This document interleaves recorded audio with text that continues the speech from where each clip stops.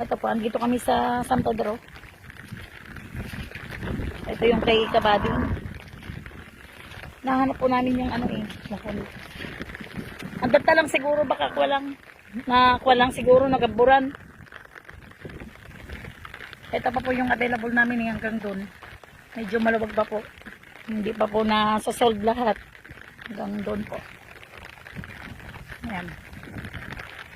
Tapos ito pong kabila hanggang doon pa po sa may baka na yun. Lampas pa po ng baka. Free pa po yun, 1,000. Bali ang free pa po dito is 1,700 square meter dun sa kabila. Tapos sa kabila 2,600. Ayan po yung natitira dito. Ito po yung pinaka right of way nya. Bali ang right of way po nya is 5 meters. Tapos yung entrance gate namin 10 meters. Maganda po dito, patag, hindi ho binabaha dito.